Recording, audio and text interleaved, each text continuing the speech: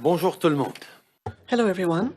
I am very pleased to be here today, accompanied by Minister Anand, Major General Fortin, and Dr. Tam and Dr. Nu. I want to address the news we got last night that Master Sailor Dwayne Earle of the HMCS Winnipeg is believed to have gone overboard in the Pacific. As Minister Sajjan has said, we are dedicating every resource to the search. To Master Sailor Earle's family and loved ones, we're keeping you in our thoughts during this incredibly difficult time. And to everyone aboard HMCS Winnipeg, we are standing with you. I know that this has already been a very challenging year for those serving in the Canadian Armed Forces. This morning, I just came from visiting the Ottawa Hospital. I spoke to nurses, doctors, and staff about delivering vaccine doses. I also thanked them for their outstanding work, day in, day out, throughout the months of this pandemic, for everything they're doing to keep us and our loved ones safe. C'était un grand plaisir pour moi ce matin. It was a great pleasure for me this morning to go to the Ottawa Hospital to meet with the frontline workers and to thank them directly for all the incredible work that they've been doing. We are seeing the end with the arrival of vaccines, but there remains a lot of work to be done to make sure that Canadians are safe over the next few months. I know that they'll continue to be there for us. The very first doses of a COVID-19 vaccine arrived in Canada. Less than 24 hours later, vaccinations had already started for the most vulnerable and frontline workers. This morning, I have even more good news to share. I can announce that Canada has secured our second agreement for early doses of COVID-19 vaccines. Canada is now contracted to receive up to 168,000 doses of the Moderna COVID-19 vaccine before the end of December, pending Health Canada approval. These doses are part of the guaranteed 40 million doses we have secured from Moderna, and deliveries could begin within 48 hours of regulatory approval. Like the co-founder of Moderna pointed out a few weeks ago, Canada was among the very first to pre-order their vaccine. That, combined with our solid plan for vaccine rollout, is why we have an agreement for early doses, quickly as possible. The regulatory process for the Moderna vaccine is ongoing, but again, will be both safe and effective. Je suis heureux d'annoncer aujourd'hui que le Canada I am pleased to announce today that Canada has reached a second agreement to receive early doses of vaccine against COVID-19. This agreement foresees the delivery of 168,000 doses of the Moderna COVID-19 with Moderna. Delivery could begin 48 hours after regulatory approval, as it was the case for the Pfizer vaccine. This news means that we can make further progress to protect Canadians. The approval process is still underway for the approval of the Moderna vaccine. Once again, I would like to reassure Canadians, every vaccine approved in Canada is safe and effective. And no community will be left behind. We have a plan to reach everyone who wants a vaccine, no matter where they live. Of course, shipping in the winter, especially to the far north, isn't without its challenges. The Moderna vaccine does not need some of the extra special handling requirements of the one from Pfizer, including ultra-cold freezers, and that makes it a better option to ship over long distances to more remote areas. So doses of this vaccine will be directed to the north, as well as tweaks pending Health Canada approval. We're working to ensure the logistics planning is ready when vaccines are available and have already shipped medical-grade freezers to the north. As soon as we get the green light, we'll be ready to go. On Pfizer, I also have an update to share. We've now confirmed that next week we will receive about 200,000 of our total early doses from Pfizer. As well, we will have 70 sites ready to administer these doses, up from 14 sites this week. À propos de Pfizer, je peux aussi partager d'autres. As to Pfizer, I have an update to share. We have now confirmed that next week we will receive about 200,000 of our total early doses from Pfizer. As well, we will have 70 sites ready to administer these doses, so 56 more than this week. Canada now has agreements to receive up to 417,000 early doses before January the 1st. I would like to thank Minister Anand for her incredible leadership in this file. I would like to highlight the remarkable work that has been done by Major General Fortin, his team, and all the employees of public health to ensure that this vaccine rollout is done. This is a pan-Canadian effort. Our government will continue to work jointly with provinces and territories through the intermediary of the National Operations Centre to make sure that doses will be distributed to citizens as quickly as possible. As I announced during the Premier's meeting last week, the federal government will cover Canadians. Provinces and territories won't have to delve into their budgets to pay for vaccine costs. Also continuing to invest in treatments for COVID-19. Today, I can announce that we are providing up to $6.7 million for the Canadian company Arch Biopartners to support the development of their leading drug candidate to treat severe cases of COVID-19. This new funding was provided on the advice of Canada's leading experts in the field who are serving on our COVID-19 Therapeutics Task Force. Progress on made-in-Canada treatments, a second agreement for early delivery of vaccine doses, the most vulnerable already starting to receive these life-saving shots. This is the good news we all needed. This pandemic will end. We will get through this. But for now, we need to be incredibly careful. Keep each other safe. Keep your grandparents safe. Keep our doctors and nurses safe. Do the things you know that are going to help us get through this long winter. Vaccines are coming. Vaccines are already here. But we need to make it through this winter in the best possible situation without seeing more tragedies, without seeing more losses. And that means we all have to do our part. Nos premiers vaccins sont en train d'arriver.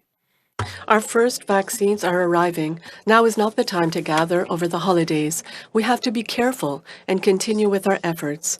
Keep distance. Wear a mask. Use the COVID Alert app. Avoid gatherings. Wash your hands frequently. Continue to do all that we have to do to protect one another. This has been a very long year, 2020. But in 2021, we will be able to celebrate together when this pandemic will finally be over. We can see the end. We see the end with vaccines, but we still have to remain careful. We still have to do everything in our power, everything we know that we need to do to protect our loved ones. Is protecting Canadians. That's why we've been working around the clock on procuring everything from PPE to rapid tests to safe, effective vaccines. But let's remember, this is a global pandemic. To end COVID-19 anywhere, we have to end it everywhere. Pour se débarrasser rapidement de la COVID-19, il faut que les... To rapidly get rid of COVID-19, everyone has to have access to vaccines as quickly as possible. Yesterday, cooperation to accelerate access to tools to fight against COVID-19.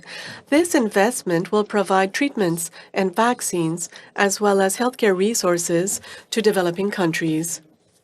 What's more, in order to continue to protect the health of the most vulnerable citizens, Minister Gold announced that Canada would also provide funding to help different countries with nutrition and food safety programs. The fight against COVID-19 is a world.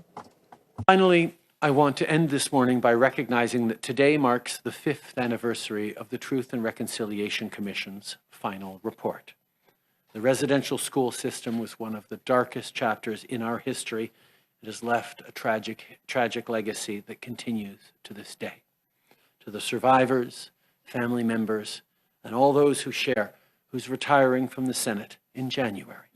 His work as the Chief Commissioner changed Canada for the better. Senator Sinclair, like so many others who were part of the commission, showed us the path forward, and it's up to all of us to walk the path of reconciliation. Together with survivors and communities, we have made important progress on the Commission's calls to action.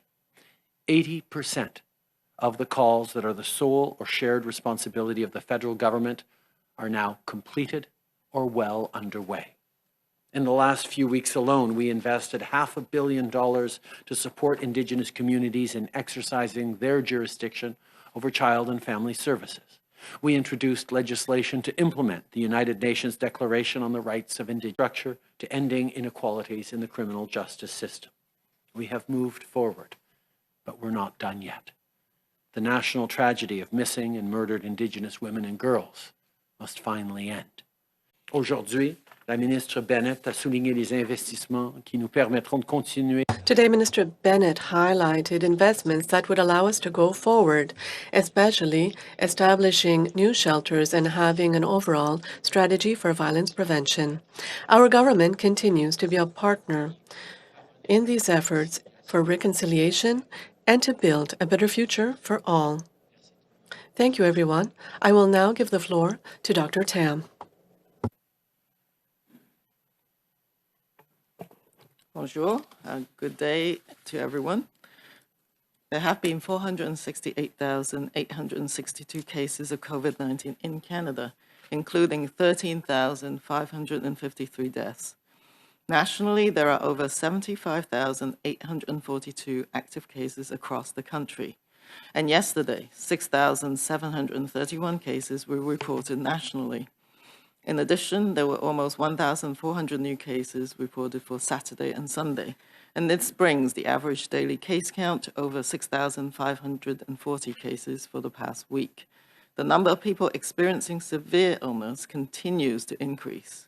So over the past 7 days, there were an average of 3,020 individuals with COVID-19 being treated in Canadian hospitals, including over 600 in critical care, and an average of over 110 deaths were reported each day. Following last week's authorization of the first COVID-19 vaccine for use in Canada, the National Advisory Committee on Immunization, Canada's independent expert advisory group on immunization, has released recommendations on the use of the Pfizer-BioNTech COVID-19 vaccine. NACI's recommendations include important guidance on its safe and effective administration, and this includes for special populations, such as pregnant women and individuals who are immunocompromised. Canada's expert recommendations will support the provinces and territories and Indigenous leaders in the rollout of the COVID-19 immunization campaign across jurisdictions. As the COVID-19 landscape continues to evolve, NACI recommendations will be updated with additional evidence on authorized vaccines as it becomes available. Yesterday was a day of hope and excitement. Less than a week following the approval of the first vaccine, we began to hear and see the experiences of the first people and residents of long-term care in Quebec.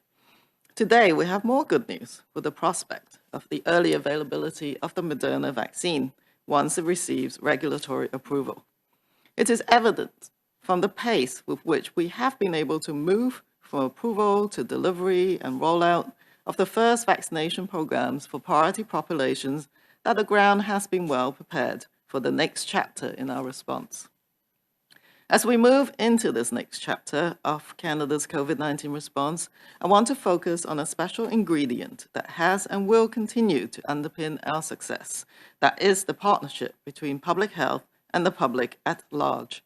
When we all work together, each of us doing our part to reduce the likelihood of getting infected and spreading the virus, we are helping our health workforce. Our continued efforts are not only helping public health to quickly interrupt chains of transmission, we're also assisting the broader health workforce to plan for and roll out one of the most complex immunization campaigns in Canada's history. Canadians can continue to help by following public health advice and keeping up with good hygienic habits, physical distancing, hand washing, and mask wearing to prevent the spread of COVID-19 while we prepare the ground for widespread and lasting control through immunization. Thank you. Bonjour à toutes et à tous. Il y a eu 400... Hello, everyone. There have been 468,862 cases of COVID-19 in Canada, including 13,553 deaths. Nationally, there are over 75,842 active cases across the country. Yesterday, 6,731 cases were reported nationally. In addition, there were almost 1,400 new cases reported for Saturday and Sunday. This brings the average daily case count to over 6,540 cases for the past week. The number of people experiencing serious illness continues to increase. Over the past 7 days, there were on average 3,020 individuals with COVID-19 deaths were reported each day. Following last week's authorization of the first COVID-19 vaccine for use in Canada, the National Advisory Committee on Immunization, NACI, Canada's independent expert advisory group on immunization, has released recommendations on the use of the Pfizer-BioNTech COVID-19 vaccine. NACI's recommendations include important guidance on its safe and effective administration. This includes time interval between the first and second dose of the vaccine and considerations for special populations, such as pregnant women and individuals who are immunocompromised or who have had a severe allergic reaction to any of the components used in the Pfizer-BioNTech COVID-19 vaccine. NACI's expert recommendations will support the provinces and territories and Indigenous leaders in the rollout of the COVID-19 immunization campaign across jurisdictions. As the COVID-19 landscape continues to evolve, NACI recommendations will be updated with additional evidence on authorized vaccines as it becomes available. Yesterday was a day of hope and excitement. Less than a week following the approval of the Pfizer-BioNTech vaccine, we began to hear and see the experiences of the first people vaccinated against COVID-19 in Canada, including personal support workers in Ontario and residents of long-term care in Quebec. Today, we have more good news with the prospect of early availability of the Moderna vaccine once it receives regulatory approval.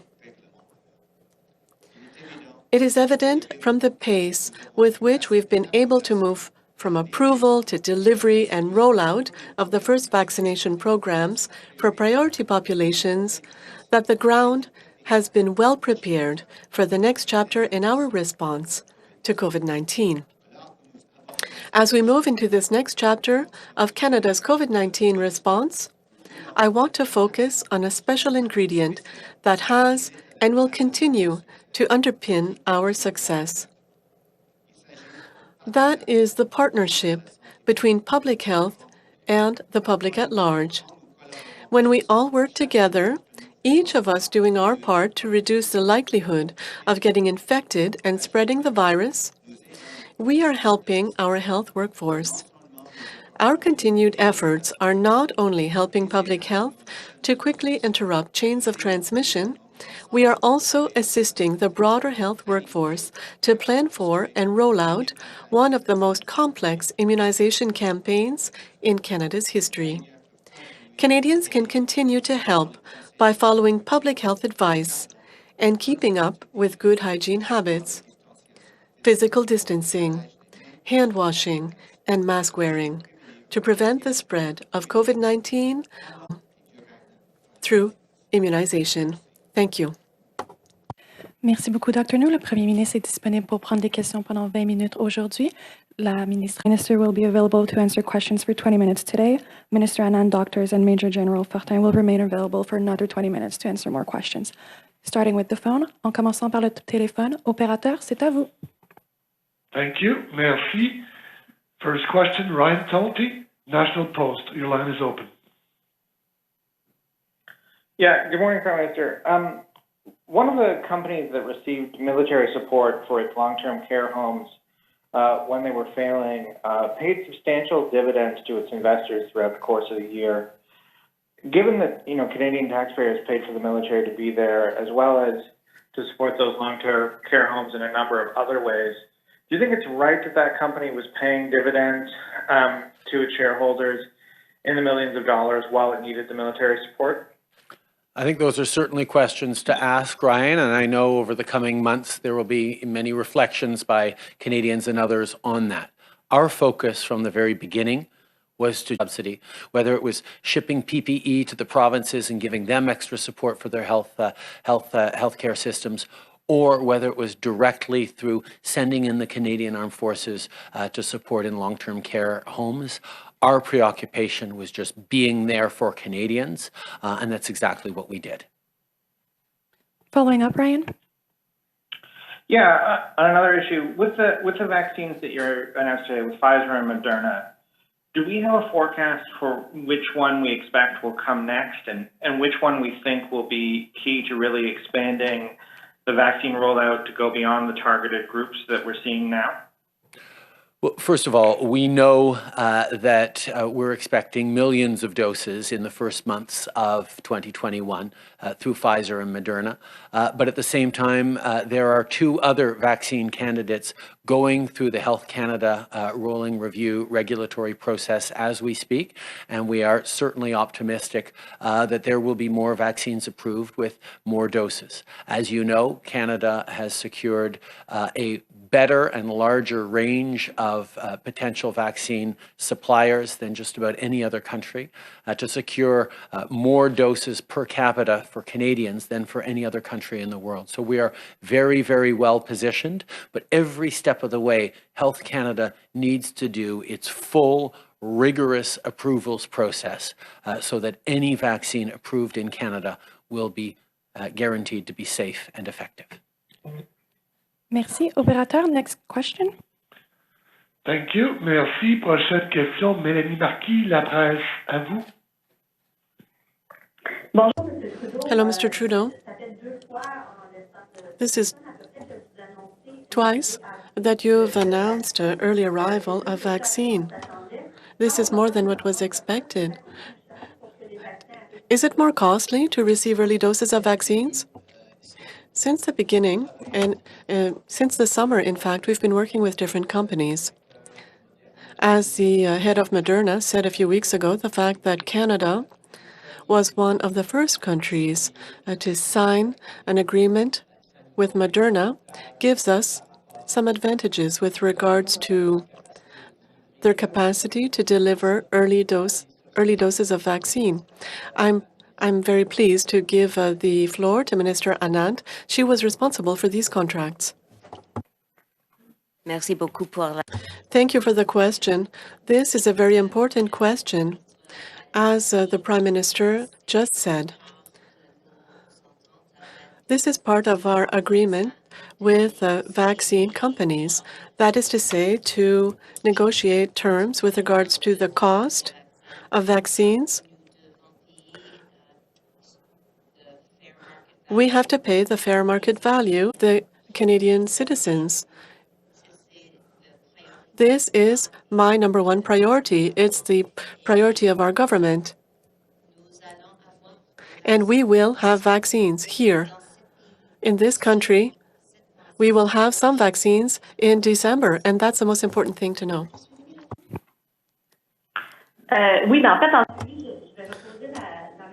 Yes, I'm going to ask the same question because the answer wasn't really what I'm looking for. Is it more expensive to receive early doses? And I have answered this question, I believe, last week, and I'll just refresh that response because it remains accurate, that there is a continued negotiation about the deliveries of these vaccines and the terms of the deliveries. And as we push for earlier deliveries for Canadians and for the health and safety of Canadians during this crucial time, we are paying fair market. And me, what your second question was?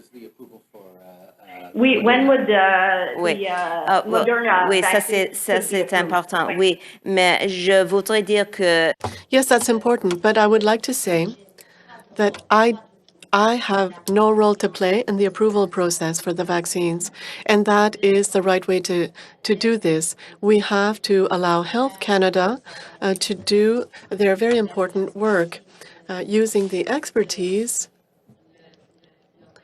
of this organization. And afterwards, we will be ready to receive delivery of vaccines. Yes, the approval of vaccines is not a political issue. Experts at Health Canada do their job, and this is what they do for all medication or all vaccines in Canada, even in normal times. They have an approval process with many necessary steps. We've heard that things are well underway for the Moderna vaccine, and we might receive an answer next week. So if this approval is provided, we are well positioned to receive hundreds of thousands of doses of the Moderna vaccine even before the end of December. But obviously, the work that needs to be done by Health Canada has to be done without any type of compromise, and they will do everything to approve these vaccines as soon as possible. Thank you. Merci. Next question, Brett Forster, APTN News. Line open. Hello, Prime Minister. The TRC commissioners have offered a very different take on your government's reconciliation progress than the one you just offered in your remarks. They say the progress has been slow, uneven, and that your government still doesn't have a tangible plan to implement their calls to action. How do you respond to their criticism?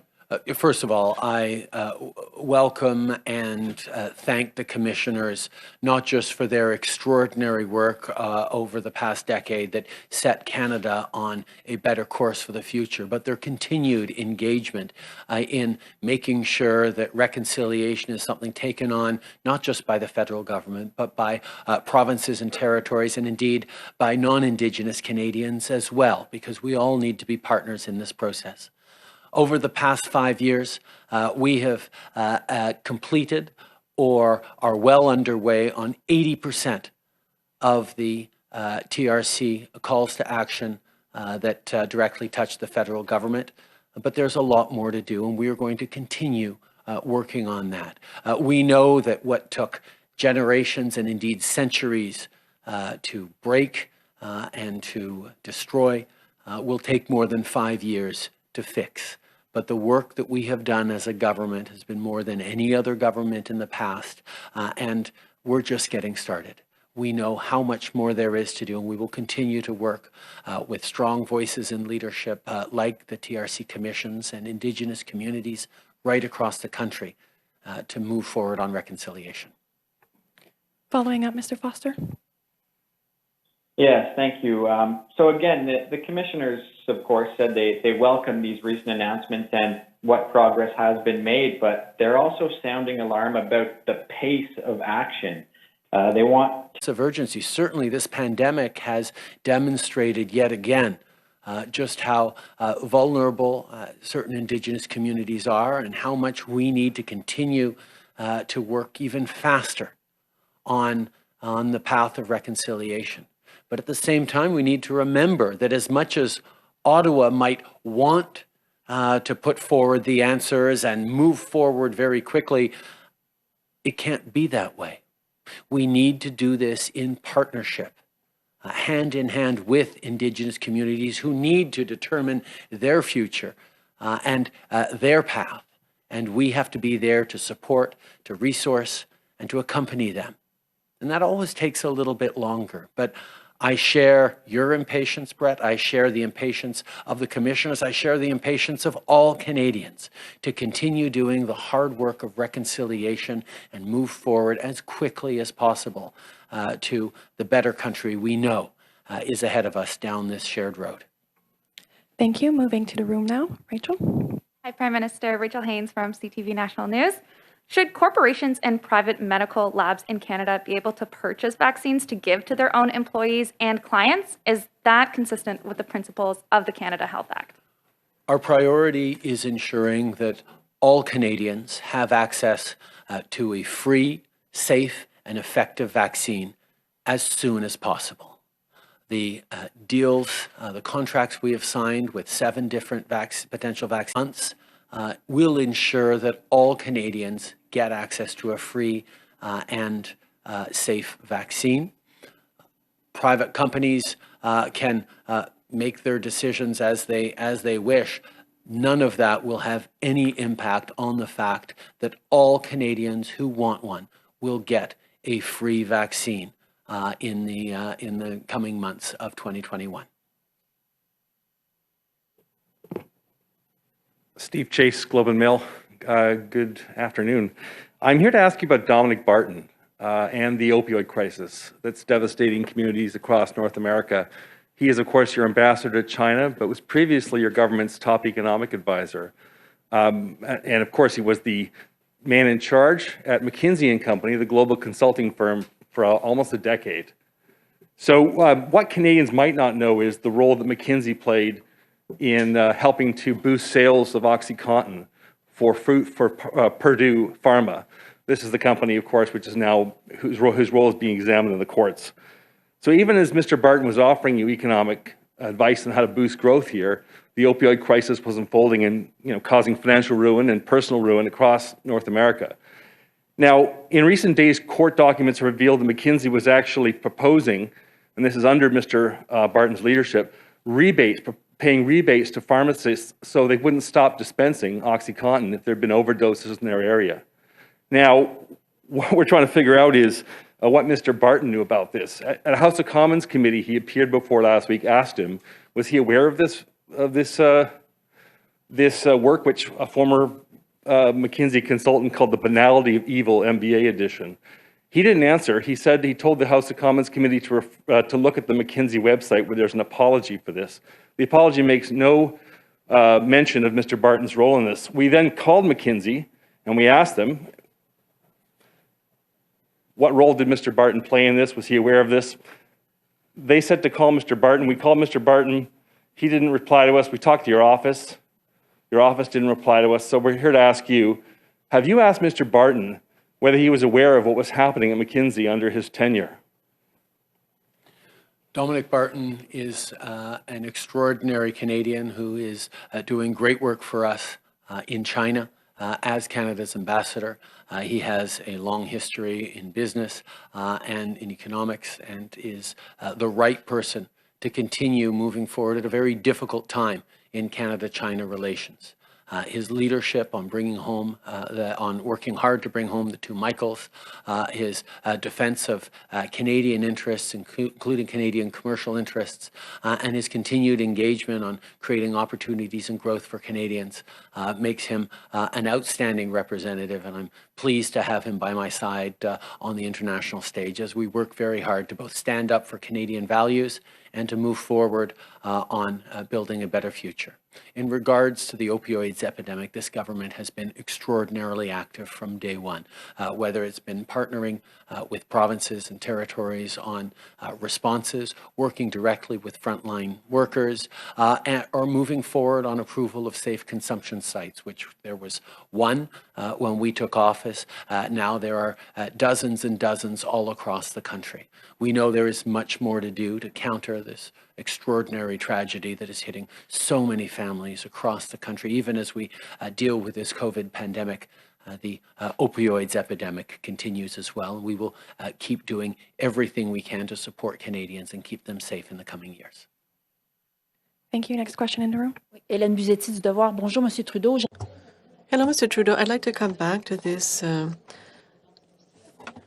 this idea that you will ensure that the French language is used. You're talking about the Official Languages Act. What would the Official Languages Act allow you to do that Bill 101 doesn't allow you to do? What is the difference between the two? Well, we know that Canada is a bilingual country, but for Canada to remain a bilingual country, Quebec has to be a francophone province. And that is why, even though we are there to defend official languages and minority official languages throughout the country, we will, as we said in the speech from the throne, be there to defend the French language in Quebec. That is why We are looking at the modernization of the Official Languages Act. This review is due, and there will be measures to protect French everywhere, including in Quebec. We're still working on it, but I would like to highlight that I completely agree with the former premiers of Quebec and Quebecers who are concerned by the decline of the French language, and I am as well. We will work in order to protect French in Quebec. What's more, we will do everything we need to protect French in Quebec. The federal government does have a responsibility. Moncton, we were able to defend and save the project for the French language university in Ontario when conservative politicians wanted to cut this. We have appointed bilingual judges to the Supreme Court of Canada, and we will continue to work in order to modernize the Official Languages Act of Canada in order to protect this beautiful French language. Laurence Martin, Radio-Canada. We see, Mr. Trudeau, we see a lot of Canadians hugely concerned about the vaccine. They don't want to have the vaccine. What are you concretely going to do in the weeks and months to come to overcome this vaccine hesitancy?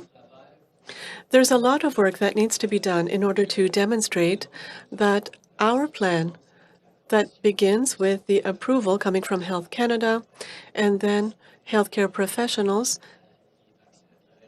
who deliver the vaccine, and this is headed so well by Major General Fortin. We are extremely fortunate to have many things in place that will reassure Canadians. We can see that with these first doses, we see the safety of this vaccine. This is clearly demonstrated to Canadians.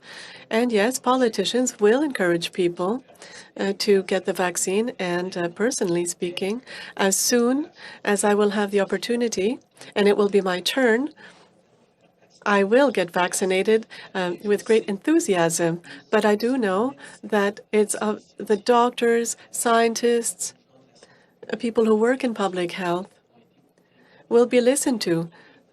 They have been listened to by Canadians throughout the country during the entire pandemic. They will reassure Canadians that all vaccines available in Canada will be safe and effective. Since the very beginning, Canadians have listened to advice coming from public health, doctors, experts, specialists, and we have had a lot of tragedy during this crisis, but we've managed relatively well compared to other countries. We will continue to trust our scientists and our public health experts. I'm fully confident that Canadians will be very reassured to see the extent to which we have rigorous processes in place and excellent public health experts, and this will demonstrate that it is the correct thing to do, that is to be immunized with this safe and effective vaccine to finally end this pandemic. Prime Minister Michael Couture with Global National. I wanted to ask you, last week Dr. Bonnie Henry said that there's information that they, quote, received internationally and from Canadian agencies that there's been a concerted effort to try and interrupt the cold chain, for example, and sabotage immunization programs. How concerned are you about that, especially given the fact that we're now ramping up the number of vaccination sites, and how are we going to secure this and prevent any kind of sabotage? Part of reassuring Canadians about the safety and efficiency of the vaccine is not just the extraordinarily rigorous Health Canada approval process, which was done quicker than usual, but without cutting any corners or taking shortcuts. The amount of resources we put forward, the amount of unprecedented cooperation and collaboration across allies and with the medical community has allowed for a full approval of these vaccines. Furthermore, the logistical delivery of those vaccines has been extraordinarily important to establish, to secure, and to ensure no interference or problems along that chain. And that's why we are so fortunate to have Major General Denis Fortin leading the logistical rollout of these vaccines and ensuring the integrity and the safety of that supply chain, and I'm happy to turn to him right now. Denis, if you could speak to the safety and integrity of the supply chain. Thank you, Prime Minister. As I indicated before, there are a number of threat indicators that we're closely monitoring between the agencies, intelligence service, the law enforcement agencies. The appropriate level of information is shared down the line to provinces and territories, to the law enforcement agencies, so that they take concrete actions. The logistics service providers, UPS, FedEx and NMR joint venture, they take the appropriate measures as they are responsible to deliver along the cold chain. They monitor threats along the transfer points, and they take the appropriate measures as well. What I could say to all Canadians is that the appropriate measures are being taken by the appropriate organizations. And while I understand that there are questions about possible risks at a location or another, rest assured that it's being closely monitored by all parties. Thank you. We have time for 2 quick questions. Hi, Prime Minister. Tom Perry, CBC. On the Moderna vaccine, you were talking about doses going to the north and to Indigenous communities. Is that entire first shipment going to be going north, going to these communities, or other groups or regions going to be getting it? And on the Pfizer vaccine, the 200,000 doses coming in, is that still going to be going on a per capita basis, or do you see a time where you're going to have to start prioritizing areas with a higher case count? Excellent questions, Tom.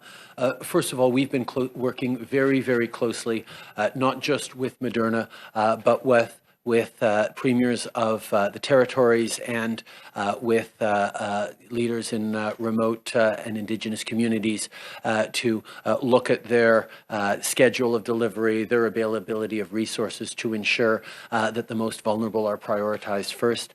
We will have more to announce in the coming days as Moderna firms up its own logistical and rollout plans, but you can rest assured that the conversations that I've had directly with the provinces and specifically on Moderna with the territories have gone very, very well, and people can rest assured that our capacity to get the vaccines to people who need it most and earliest will continue, and like I said, we'll have more to say on that in the coming days.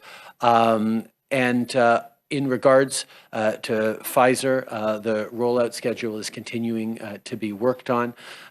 We have to understand that these are companies that are ramping up production in a massive way, rapidly, of a product that needs to be safe and secure every step of the way. There is uncertainties in their production. Our responsibility is to provide certainty on logistics and on delivery, and that's exactly what we are focused on. But I'm sure Minister Anand could add a little bit on both Moderna and Pfizer. Thank you so much, Prime Minister.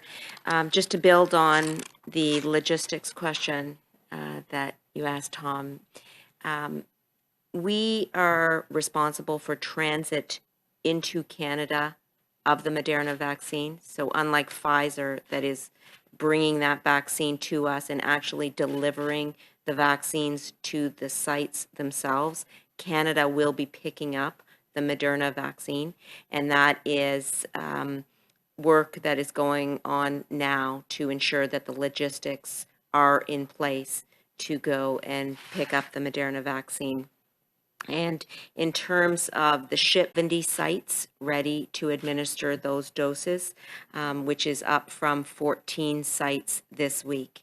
So you can see that, as the Prime Minister rightly mentioned, we are all ramping up. The companies are ramping up their production, and at the same time, here in Canada, we are ensuring that logistics systems are in place for the distribution of these vaccines right across the country.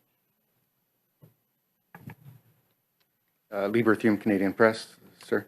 I wanted to ask about the RCMP watchdog report this morning. It says that it was acceptable for the Mounties to monitor demonstrations, record video of protesters, scour social media and other open sources for information about activists protesting the now defunct Northern Gateway pipeline project, and collect license plate numbers for intelligence gathering purposes. I was wondering if you agree with this assessment from the watchdog. Obviously, this is an important report, and we're going to take a careful look at it and its recommendations as well as conclusions. We know there is much to do to improve the RCMP in terms of systemic discrimination, systemic racism, and intelligence and security agencies right across the country. We will, of course, take careful note of recommendations coming from broad sources on how to move forward with the right solutions for Canada and for Canadians. Thank you, Prime Minister. This is all the time you have with us today.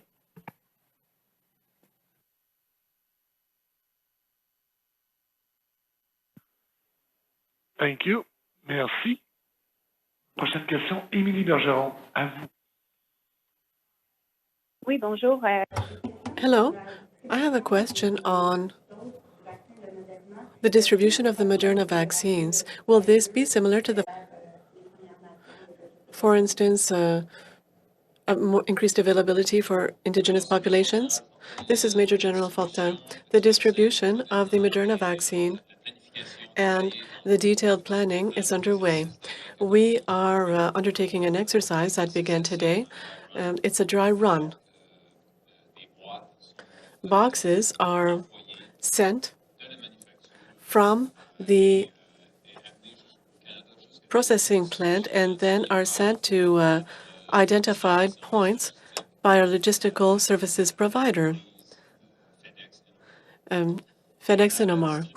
Now, as for in-depth planning, it will be on a per capita basis, and we will target isolated communities and northern territories. So, as a distribution point, when the vaccine will be approved in Canada, these distribution points includes isolated regions and urban areas and the north. Okay. So, with regards. Same in English? Yeah, of course. Okay. So the distribution for Moderna vaccine is, the planning of it is well underway. This week, we're executing a dry run exercise as similar to what we did last week with Pfizer product. We have orders in. So boxes will be shipped, boxes that do not contain vaccines will be shipped this week from the manufacturer. This process is very much underway. 2 points of distribution in provinces and territories, and then that allows us to really tweak, adjust as we are about to embark in the distribution.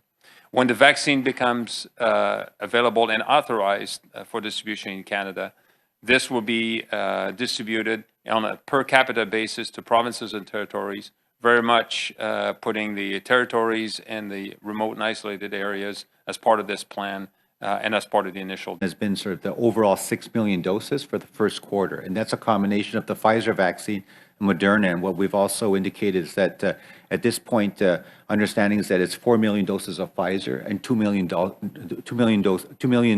doses of Moderna. So that's a 2-to-1 ratio. So using that as the envelope, we all agreed at the public health tables that it would be a per capita allocation. But as we also said previously, there are challenges in the north. The territories have indicated to us that no, it doesn't make sense for them to receive their sort of proportion or their portion of the doses in Pfizer product because it's too challenging to use logistically. So they would prefer to use all Moderna product once that's approved. So when you think about it, with good collaboration by the other provinces, their ratio would be more than 2-to-1 if you look at sort of the overall envelope, and that's what's going on now, as Major General Fortin has indicated. It's a bit of sort of adjustment for the fact that the territories will get all of their doses in Moderna product, none with Pfizer, and also that their shipment will be hopefully moved up as soon as possible. It doesn't make sense to give it doesn't make sense to give them in small shipments. They're saying, well, you know, your one priority group will give you this week, and then the next week it might be something else. It's better to give it all at once. They can go into the communities and vaccinate, obviously, the populations that you need to vaccinate. So I think hopefully that provides more clarity, because I know it's been confusing looking at sort of the two products, the overall envelope, and so on. Thank you. Avec notre... Ma question...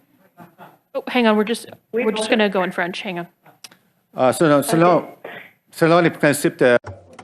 According to our planning process with our counterparts in provinces and territories, we are planning for 6 million doses of vaccine for the first quarter. So it's 4 million doses of Pfizer and 2 million from Moderna. And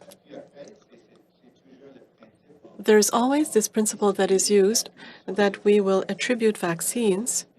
This 6 million doses will be on a per capita allocation. We also know that for the Northern Territories, it is too difficult for them to use Pfizer, the Pfizer vaccine, because of the logistical difficulties linked to this. Everyone agrees that for the Northern Territories, they will receive only the Moderna vaccine. So if we continue this, it is a good cooperation with the other provinces to say, okay, instead of having a 2-to-1 ratio, Pfizer to Moderna, if we give 100% of Moderna vaccine to the territories, the other provinces have to accept a higher proportion of the Pfizer vaccine. And so these are the different logistical considerations that are underway and being discussed with our provincial and territorial counterparts. But that's the principle. Yes, thank you. Oui, donc, mon suivi. Here's my follow-up question. Prime Minister Trudeau said that there would be 70 sites for Pfizer, for the use of the Pfizer vaccine. And so is this as of next week? There will be a total of 70 vaccination sites. So, Major General Fortin, could you please speak to the distribution for each province? Yes. We will have 70 vaccination sites next week.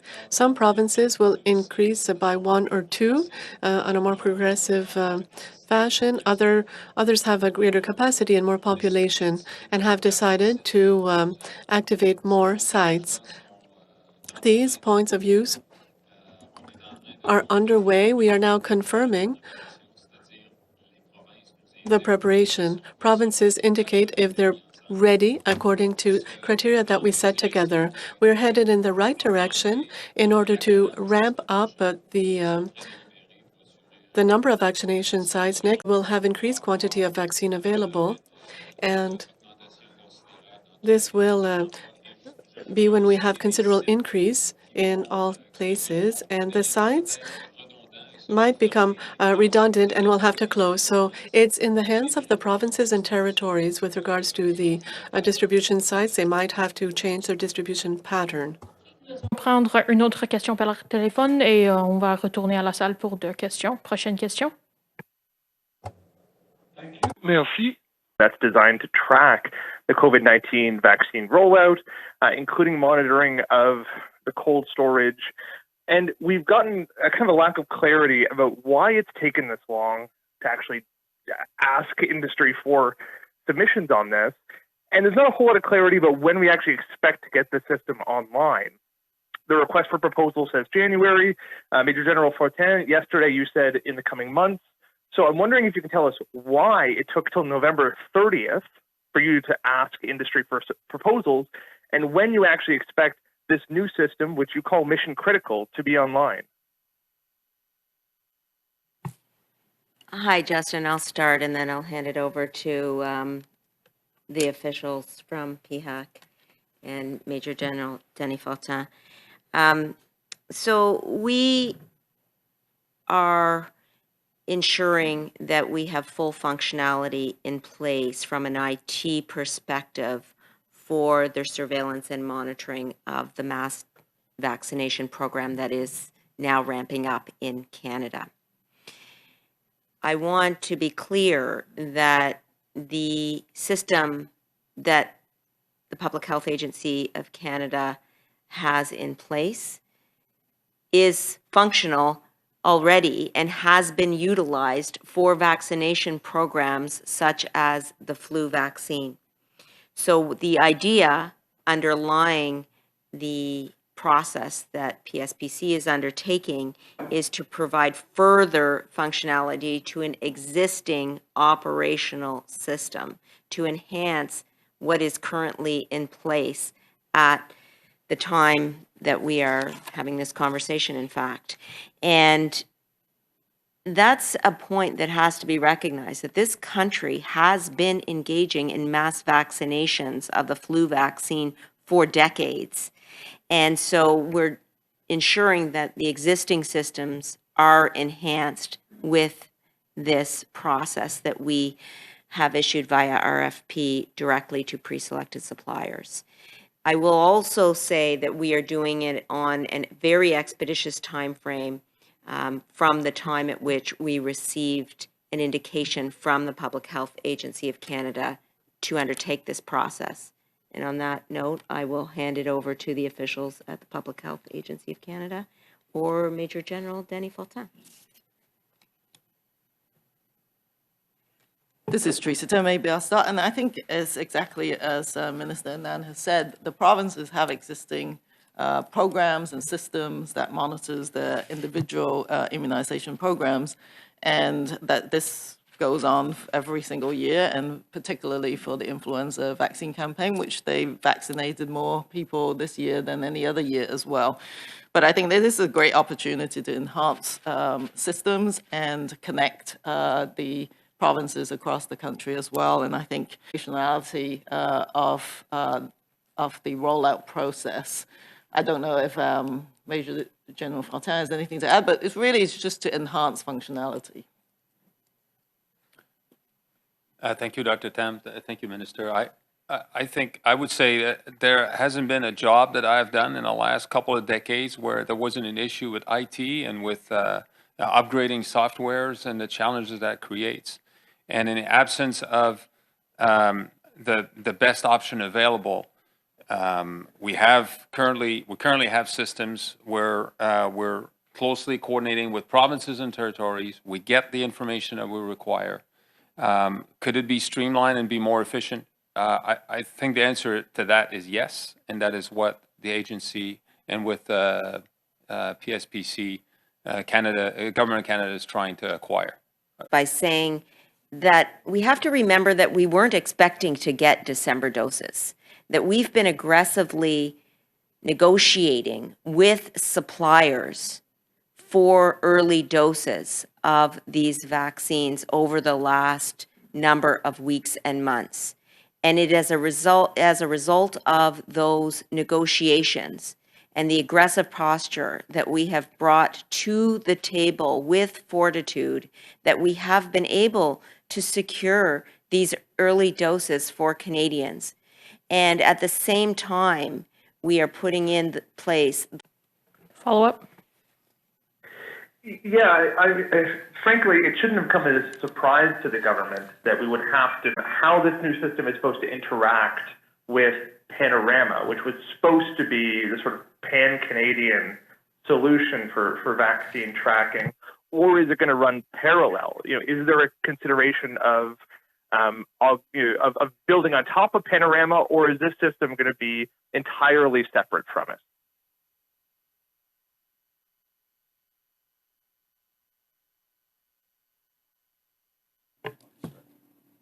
Well, it's Teresa's time. I can start. The provinces each have their own registries. There's only one jurisdiction that doesn't have it. So that's just, Panorama is a broad suite of different modules that manages different aspects of public health programming.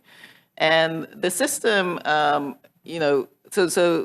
only one territory that does not have currently these registries, but they've picked different kind of platforms, if you like, to execute them. And I think that if we can connect the dots, then that's an enhancement on what we have now. But it's not because the provinces can't track who they vaccinate. The supply chain and the transportation and making sure that there's good visibility of where doses are, etc. I think the platform, as I understand it, but we can provide more information, is to enhance that capability. Normally, You don't get these situations where Pfizer, for example, is delivering to points of use. This is normally, vaccines normally go to the provinces and they get on with executing the program. So there are some special aspects of this. But needless to say that all of this is being tracked right now in meticulous detail, as we have been doing in the dry runs. Okay, we'll turn to the room. Marika, go ahead. Hi, Marika Walsh with the Globe and Mail. Minister Anand, I'm wondering if you can explain to Canadians who are seeing our vaccine rollout versus the rollout in the US, for example, why in the time that the US is expecting to inoculate a third of their population, we will just... August and July, when we were negotiating these agreements, and we were indeed among the very first countries to sign agreements with Moderna and Pfizer, for example, and then we put into place very rapidly 7 agreements for up to 414 million doses for this country. The highest number of doses per capita of any country in the world, which I think we should all remember is the case. At that point, we were not sure, in fact, no one was sure, when a vaccine would be discovered as a viable technology and when Health Canada would thereafter be able to provide approval to that vaccine. And as a result, what we put in place were windows of delivery in Q1, Q2, Q3, and Q4 of 2021 on the basis of the estimated time frame for the development of a vaccine and Health Canada approval. The manufacturing of these vaccines, as you know, is occurring outside this country. So in addition to those provisions in our contracts, we also ensured to have a diverse range of manufacturing sites around the world from which we could obtain these vaccines. That was an extremely complicated process. And now that we see Health Canada moving so quickly with the approval process, we are attempting, and successfully so, to move up the delivery dates of the vaccines that indeed are being produced outside of this country. So we are not only at the beginning of the line, the EU is still moving to approve Pfizer, and I believe that's expected to come next week. So we are at the front of the line in terms of countries, and we are actually making sure that Canadians and the inoculation process that is occurring here is actually very well positioned in terms of Canadians' access to vaccines. I guess that's where my confusion is, though, because the line from your government is that Canada is the best positioned in the world. We have options for more than 400 million vaccines, but we're seeing that we are going to be after others. So is it that we just bet on the wrong quarter in 2020, or can you just explain why it is that it comes later in the year next year? Well, by the end of 2021 or September 2021, we expect all Canadians to be able to be vaccinated if they choose to do so. And indeed, we are among the first countries to actually undertake our vaccination process. So it's not a line per se, it is actually the truth. The other point that I want to mention is that the mass production of vaccines is occurring outside of our borders. And so our access to these vaccines takes into account that fact. And I want to remind the room that we actually are the first country to have an agreement with AstraZeneca where there is not domestic biomanufacturing of vaccines. And so we're working with a number of complicated variables here. And in my estimation, we are continuing to ensure that vaccines arrive in this country in a very expeditious manner with systems put in place with experts like Major General Denis Fortin. Thank you. Okay, we'll take one last question from the room. Laurence Martin de Radio-Canada.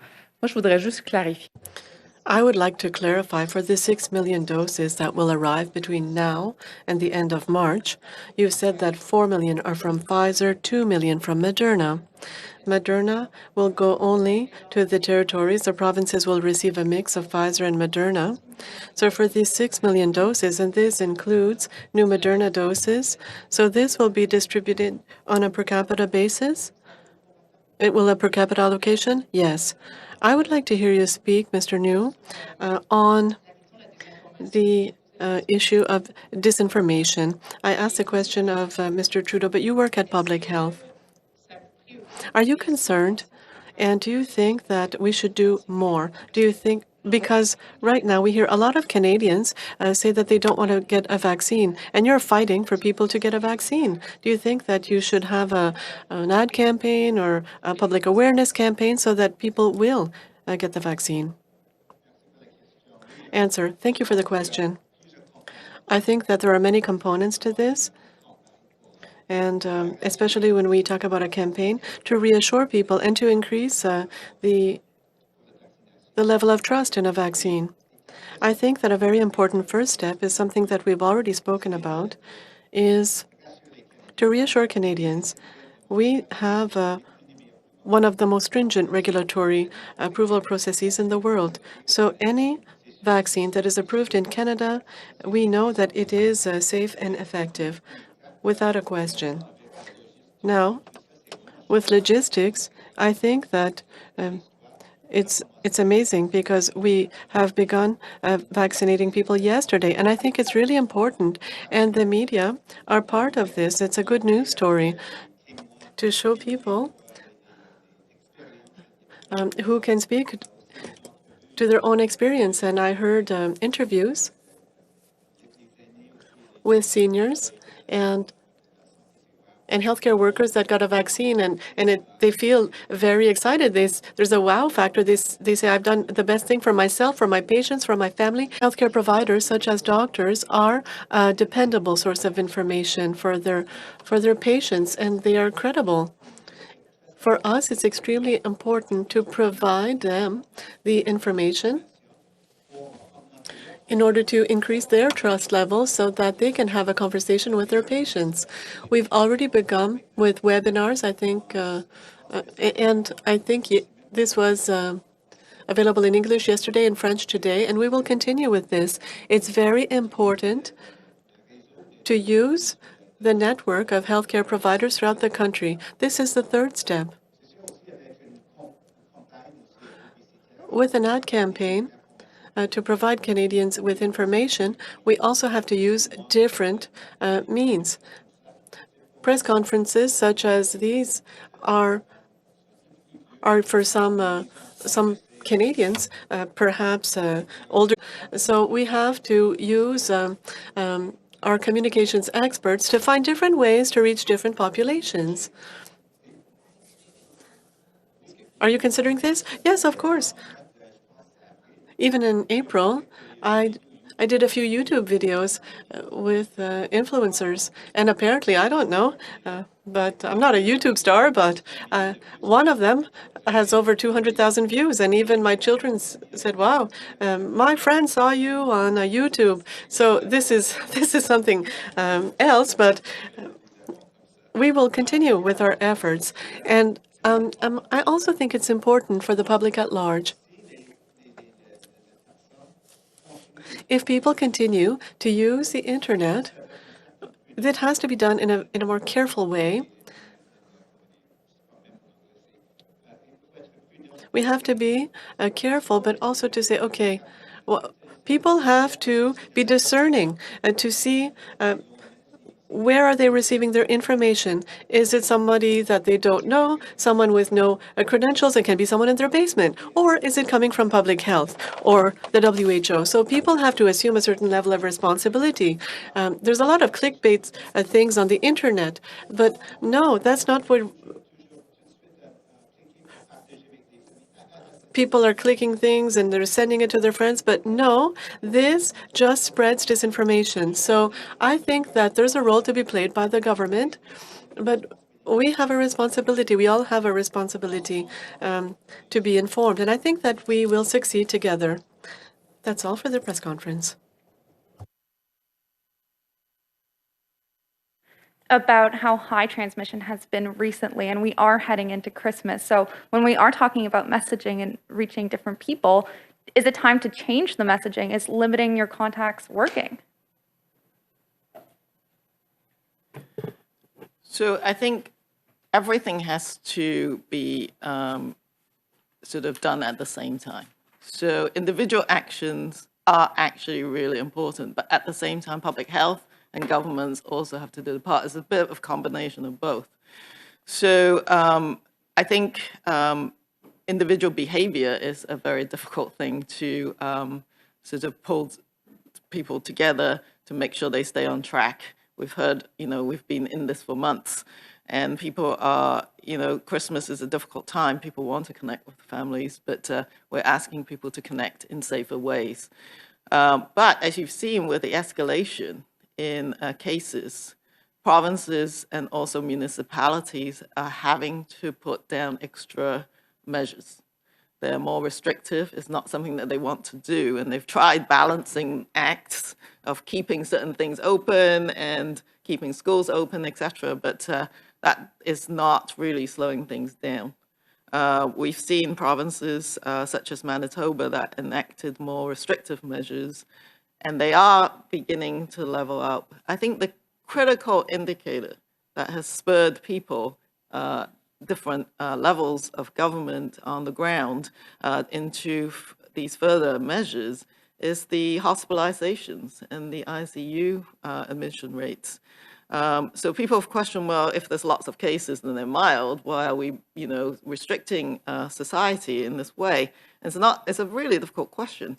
But when you see hospitals getting filled and healthcare workers completely exhausted trying to maintain the system, that is really difficult. You can't manage that anymore. And public health is also on the edge of, they can't trace people anymore. This is community transmission. They've lost track of contacts. They're trying their hardest to do lab testing. So therefore, you can't just rely on individual actions. So these other measures are being put in place. Some of them have increased these more stringent measures in the last days. So we are going to have to keep at this to see if that would level off the curve itself. It's really important to do this as we begin the vaccination program. The vaccine, as it starts, is going to be small amounts. That's not going to be enough to extinguish any fires, as it were.